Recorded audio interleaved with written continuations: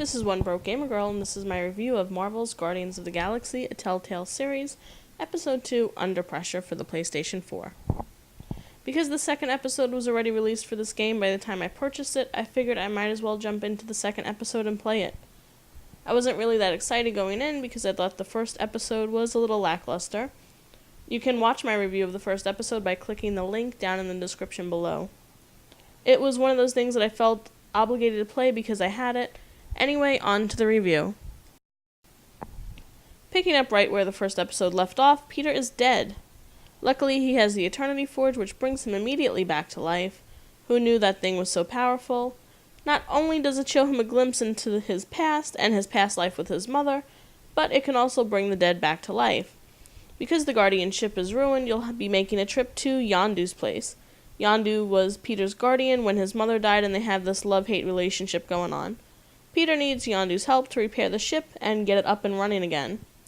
At this time, Peter will be pulled in two different directions because Rocket will need Peter for some help, and so will Gamora. It's up to you to choose who you're going to help first, and of course it will piss the other one off. Either way, the game comes to the same conclusion at the end, leaving this episode in another cliffhanger.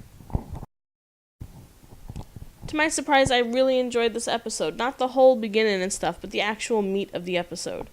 Not much is known about Rocket Raccoon, and you'll get an inside look at what happened to him before he joined the Guardians.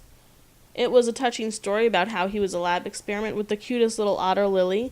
Things don't turn out great for them, and you have to relive his pain. Then there's Gamora's story with her sister, Nebula. Both of them were daughters of Thanos, and while Gamora went her own way, Nebula stayed with Thanos. She's going to be needed, though, since the symbols have appeared on the Eternity Forge, and she's the only one that can read them. These were the two interesting parts of the episode, as you got to learn more about Rocket and Gamora. Other than that, the episode felt a little flat, but these two parts make up for it. Surprisingly, the episode holds up really well, as did the previous episode. The quick-time events are fluid and work nicely during the action sequences. The loading times are short, and the trophies pop when they're supposed to instead of stalling. I'm really impressed with the playability of this game, and it seems like Telltale has made some huge improvements in this department, which is just wonderful. The graphics are still feeling a little bit off for this game and have become the downside of this game. They feel too cartoonish, like Saturday morning special cartoonish, and they just don't fit the game or the feel of the game. Since we're 2 episodes in, I know this isn't going to change, and it's just going to be one of those things that you have to live with. Finish this episode and you'll get yourself another 6 trophies to add to this trophy set list. Don't do anything special, just play the episode how you want to play and you'll be good to go. You'll also be 6 trophies closer to getting the Platinum Trophy for this game, which isn't a bad thing. As always, no traditional multiplayer for this episode, but there is still crowd play, which seems to be a permanent feature that will appear on any upcoming Telltale game.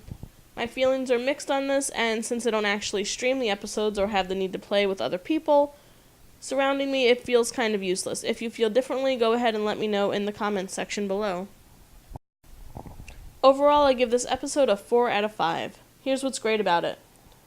You get to learn more about Rocket and Gamora, and it's really the highlights of the episode which would have fell flat without it.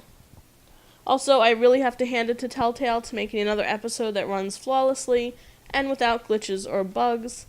Not to mention there's a cliffhanger at the end that makes you really eager to play the next episode. Here's what's not so great about it. The graphics continue to seem off for this series, and it's a shame because I just can't overlook it. Overall, this episode was a fun one to play, and I wasn't disappointed.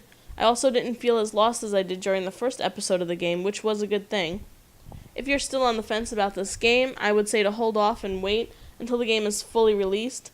You might get it at a discounted price, or it might even be free one day for PlayStation Plus, since they've been putting a lot of these games for free in the past few months. If you're a die-hard Guardians of the Galaxy fan, you'll want to pick this game up and live out your fantasies of being Star-Lord himself.